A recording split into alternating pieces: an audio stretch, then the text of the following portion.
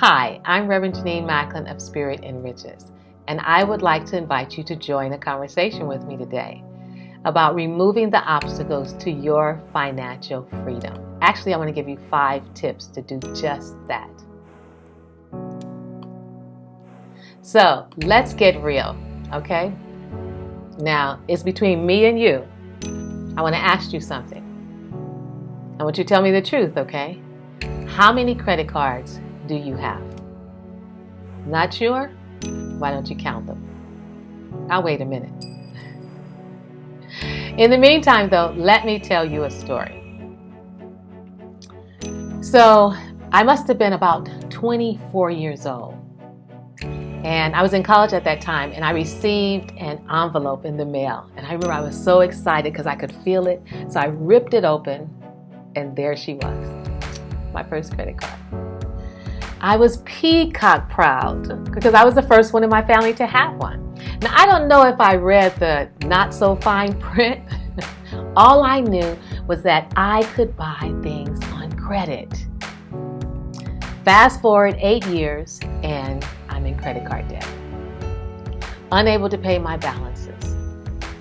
Dodging the bill collectors, their phone calls, and that was a feat because back then, we didn't have caller ID, so I didn't know when I picked up the phone who I was going to get. So I eventually closed all my accounts, and I could have been on the road to financial freedom. But no, after paying off all my debt, what did I do? I created credit card debt again. Now those choices impacted and influenced my FICO score, the interest rate on my car loan, and on my mortgage loan, and I didn't even know that. So over the experience, I did gain an understanding about credit, about the difference between good credit and bad credit. And so today, I do most of my interactions and transactions with cash and a debit card. I believe I have one credit card only. So let's talk about some tips to remove those obstacles to your financial freedom. The first thing I want you to remember is that cash is still king. The reason why I had you count your credit cards was just to see how many you have. Now I want you to add up the interest rate on each card. Later in life, what I did and how I helped my clients is I had to reprogram myself and my clients to recognize this simple thing, that when I'm using credit, it's another way to simply say, I don't have the money.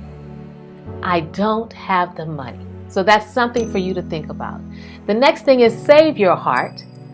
Oh my God, the stress and the struggle of juggling payments versus the interest rates, do I have enough money in my account, was far greater effect on my spirit, on my heart, and on your relationships than the fleeting satisfaction of the purchase that I had made.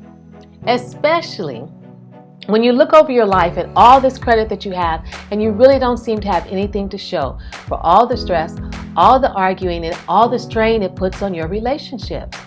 At the very best, it's not worth it. The next thing I want you to do is get strategic about credit. See, there's good credit, that's your mortgage and your home loan these days, and then there's bad credit. Clothes, purses, shoes, and maybe even some technology. And I need you to take time and learn the difference. The next thing is to understand that it's a privilege.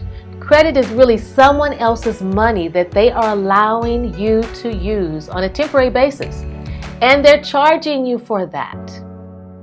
Lastly, know your goal. What is your financial goal? Is it $10,000, $100,000 in your savings, your retirement, or revenue in your business, or a philanthropic opportunity you want to step into? Is the dance of credit, buying what you want on a temporary basis for temporary fulfillment, really in alignment with the life that you say you want to create and the life you want to live? So now today, I have a yummy call to action for you to step into right now in this moment. You ready? Look at your credit card statements. And I want you to find the one with the highest interest rate. And I want you to cut it up. Yes, cut it up. And I know you may have went, because you may be a bit afraid or nervous. But I want you to be aware that you're dependent on something that's not going to help you. You are dependent on something where you're using someone else's money. I mean, that's the truth. Someone else's money, and they're charging you for it. When in all reality, what it really means for you to get comfortable saying to yourself, it's going to be more cost effective and it's going to move you closer to your goal for your financial freedom, if you're simply willing to say to yourself regarding whatever it is, concert tickets, dress, whatever it is, it's not in my budget right now. Now, the next thing I want you to do is to pick up the phone and call that credit card company and make arrangements to pay the balance. Just pay it down until you pay it off completely. Now, you know what you just did? That one step, you began to remove the obstacles to your financial freedom because debt is holding you hostage. So if you want more tips and you want more strategies, you want to know more about how I did it and solutions to gain your financial freedom sooner, quicker, and faster, I can give you some shortcuts. You don't have to fall into the same holes I did. Then I invite you to join me, first of all, in my Facebook group. It's a Money and Wealth Mastery group. You'll have to ask to join the group. It's closed. It's private just for us, and I'd be more than willing to welcome you into our community. Or you can connect with me, Reverend Jenenne Macklin, at spiritandriches.com. And if you'd like your private coaching session, a 30-minute complimentary coaching session, then send an email to marla@spiritandriches.com. I am Reverend Jenenne Macklin of Spirit and Riches.